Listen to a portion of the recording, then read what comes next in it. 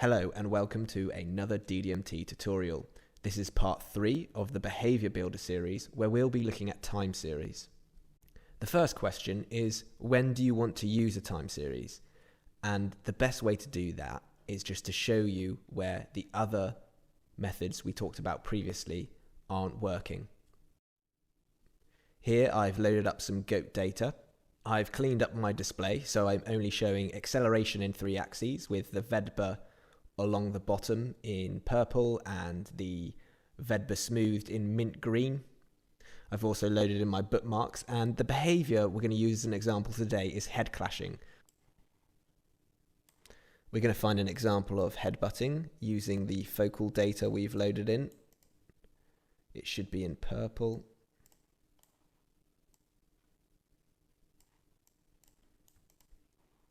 Okay, here's quite a few examples here.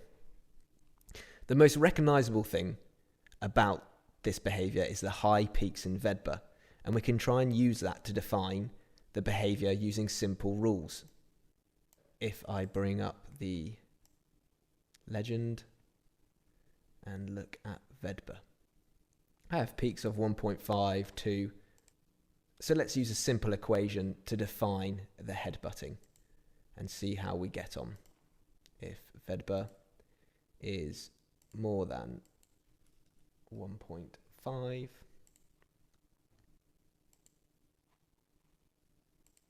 then mark events, value the expression.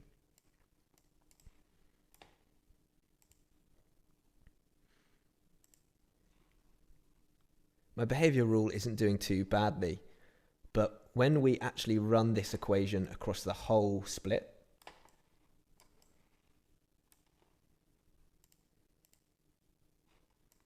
we actually pick out quite a few false positives when the goat is running or bounding, as you can see here. To define head clashing from this bounding running behavior, we can use a time series. A time series requires us to use several elements or several rules of a behavior and sequence them in time. So the first thing you need to do is define several moments within the behavior itself. A clear difference between the head clashing and the running is we have a couple of peaks in VEDBA surrounded by lower peaks, whereas the running before appeared much more frequent and regular. So let's try and define not only the peak within the head clash, but also these periods before and after. If VEDBA is less than 1,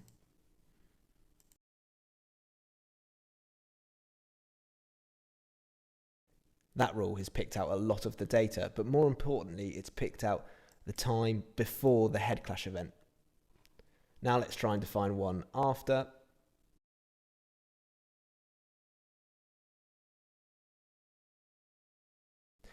Perfect. So let's just zoom in one head clash to show how this example is going to work. We have the green showing us a couple of events before the head clash. We have the red showing us the actual head clash itself, which is 2 peaks in the VEDBA. And then we have the blue showing us the recovery as the animals recover from the head clash itself before they undertake another behavior or another head clash afterwards. To use the time series element, we need to store our behaviors as we go. Let me just quickly rewrite them and store them.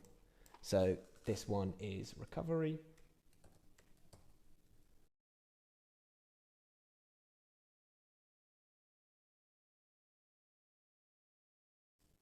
We have post head clash.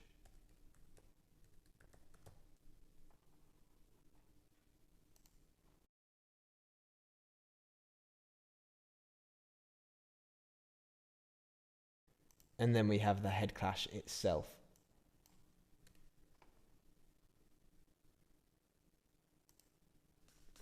Next, we can use those 3 rules, tie them in with time, as you'll see throughout the demo, and use them in the time series.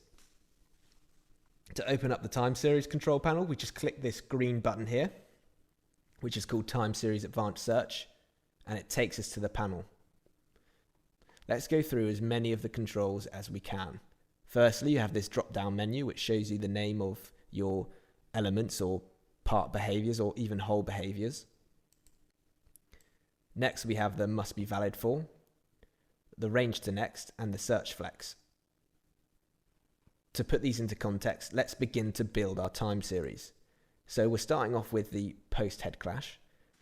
The must be valid for is how many events must your rule be true in the first part of the behavior. In this instance, we can get up the display, use our white lines to quantify the amount of events we feels best describes the first part of this behavior. I'm going to say 10 events. By altering the valid pass, it will give the must be valid for a give or take. But I'm going to keep this 100% as it keeps it simple and easy to explain. The range to next is going to act almost as a blind spot. This is the amount of events it will leave before it starts searching for your second part of the behavior or second element. I want my second element to be searched for straight away, so I'm going to put this in as the same length of my must be valid for. It's worth noting your range to next can't be shorter than your must be valid for, as you can't search for your second part of the behavior within your first part of the behavior. Your next, but most importantly, is your search flex. This is the amount of events or your window it's going to search for the next element. So I'm going to set this as 20. Just to try and summarize, I want my post head clash or VEDBA to be less than 1 for 10 events.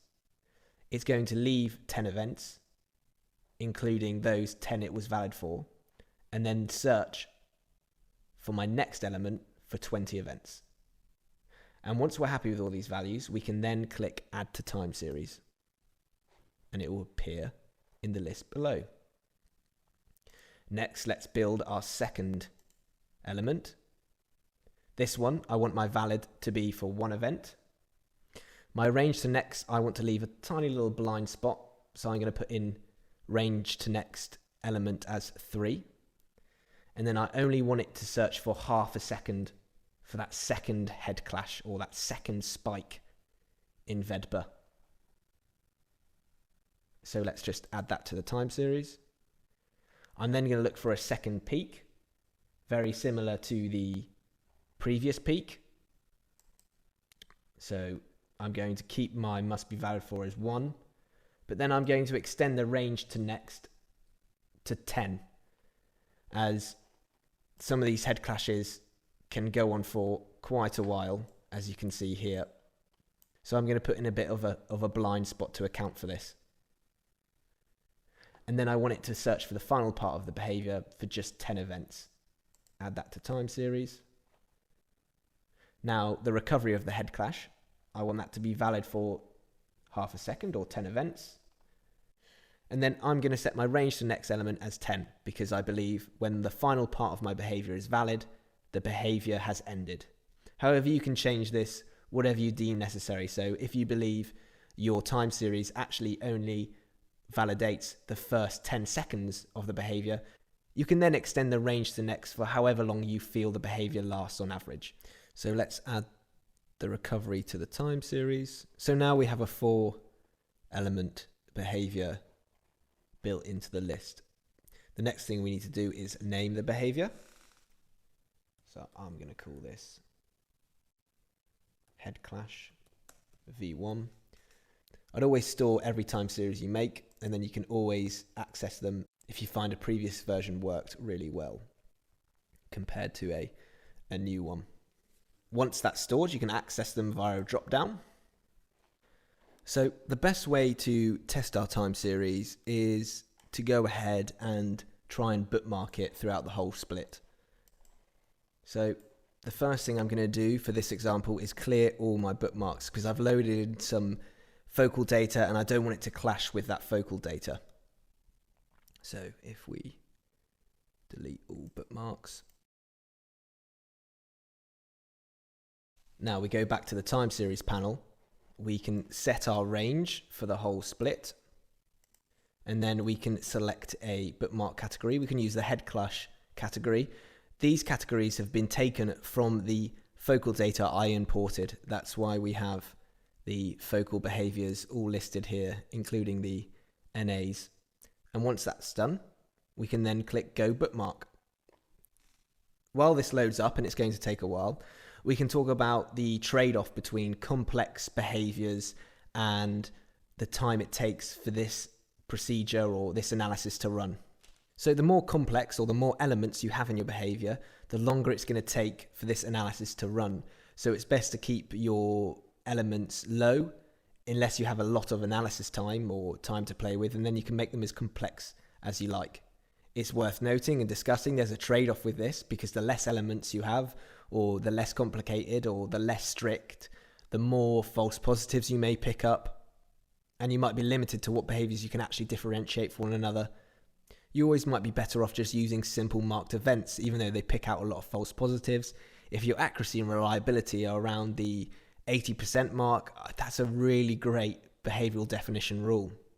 Another thing to note is not to get too caught up in spending weeks and weeks defining your behaviors or trying to polish up your behaviors, trying to get rid of that 1 in 100 false positive. Because like I said before, if you're reaching 80 to 85% reliability mark, you've got really strong equations. Okay, so that's finished running the time series. There might be a bit of lag with the bookmarks, and there we go. So they're highlighted as purple. And as you can see, it's managed to successfully identify quite a few instances of the head clashes. These big peaks in Vedba, which kind of appear out of nowhere. Happy with the accuracy there. Let's check on the reliability and see how it does with the running. So within the running, it picks out one false positive. Within moments after, we also have a few times where it's picking out as head clashing, but it's hard to say without more focal data if this is actually head clashing. What I'm very happy with is just at that first attempt, we've managed to get rid of a significant amount of the false positives within the running. With that first attempt, we've managed to get rid of a lot of false positives within the running. And all other false positives we might actually have to consider if they are head clashes, because there's not many other behaviors that contain them sort of high amounts of G and motions in that sequence. It's worth noting I've also used Vedba in this example, so I can apply it to other individuals or even other species. Only using one channel massively limits how complex and harsh my rules can be. Before I show another example using differential channels and across a larger time scale, let's look at the other features. We have a really useful tool called the live tracker. To use this live tracker, we have to click Use Selected Time Series. This takes a little while to load. Once the Use Selected Time Series is finished loading, we can now tick Live Tracker, Enable, find an example of the head clashing.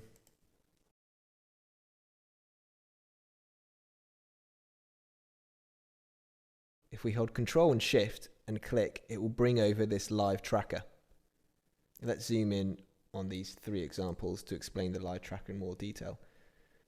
Let's just move the live tracker into a valid behavior. The bookmark has signified this is the start and the end. Let's zoom in on that best we can. The live tracker shows us step by step each element. Now within each row or each element, the colors represent each part that we defined previously. Let me explain this with the example. So the post head clash, this first part here, the green shows us the valid for, the purple shows us the range to next, and then the light blue shows us the search flex. And it does that for each element. So we have the 10 events valid for, then we have the 2 peaks in Vedba here, and then we have the recovery phase in green here. It can then be used to help us understand why our rule might not be working. So, for example, why doesn't it pick up this peak here?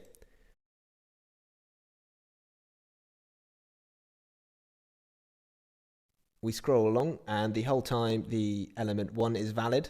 But if we go a bit further back, it then picks out that peak in Vedba. So the second element is valid, but it can't find that second peak. So we never access the third element. Okay, before we're finished with this example, let's just explain some other pieces on the control panel. So we have a reset time series, which will then just get rid of the list in the box here. We can tick this and search the whole file. This will take a long time as it will load up each split, look for the valid bookmarks and move on to the next split. We have the bookmark categories, which were explained earlier. You can tick this box so the bookmarks will not clash. In other words, the bookmarks won't overlap one another. You can tick this so it will also mark the events. So you can export based on marked events, not just bookmarks. But that's just a really general intro into the time series.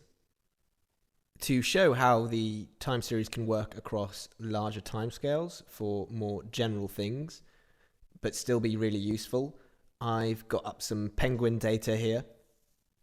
The thing I'm interested in is the dive profiles, or the dives. So we're going to build a time series to pick out the dives, and that means we're able to get dive summaries of duration or energy expenditure during that dive. So to do this, I've created a differential channel. We have the rate of change in pressure across 40 events or a second, and the different elements I've built is just the ascent and descent phase. And let's just visualize these for you so you can understand how they are working. So let's look at the descent. So if the rate of change of pressure across a second is more than 0.1, then that is classed as the ascent. We can mark that. The ascent phase is when the rate of pressure is less than minus 0.1.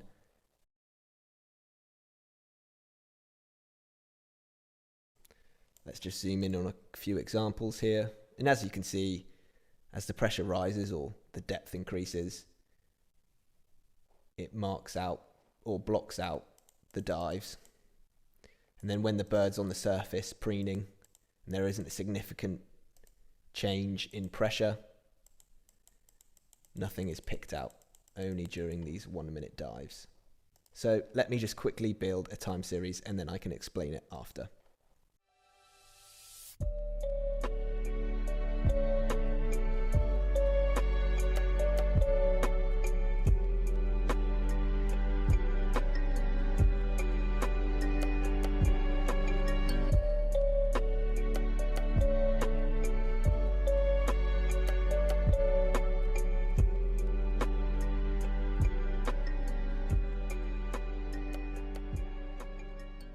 Let me just explain the time series I've built a little bit. The descent phase must be valid for 800 events or 20 seconds.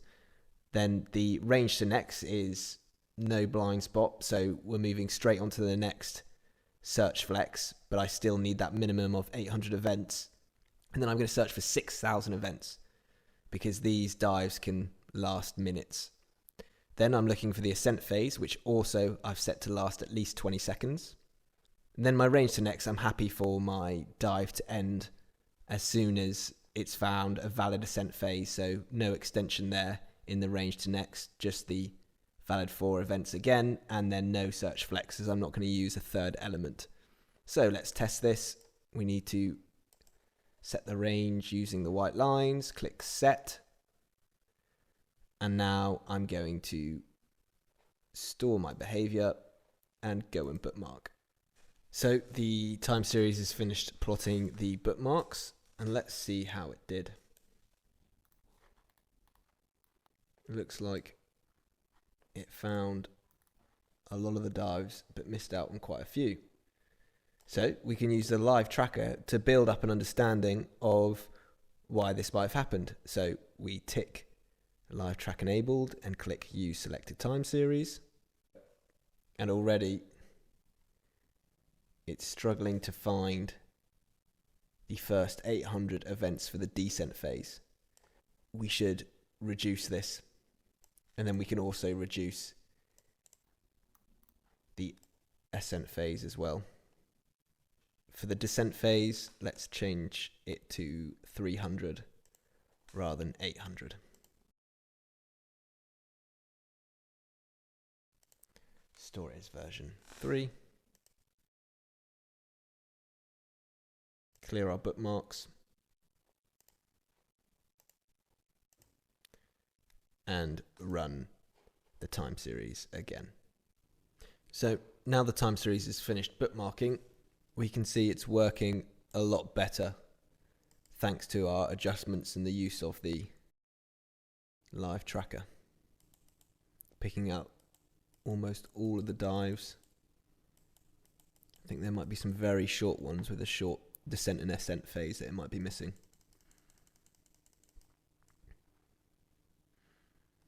Okay, so that concludes this tutorial. I know we missed one or two buttons and aspects of the time series, but I thought we'd keep it really nice and brief so you can understand the steps and the basics of this aspect of the program and get stuck in and begin to run your own time series expressions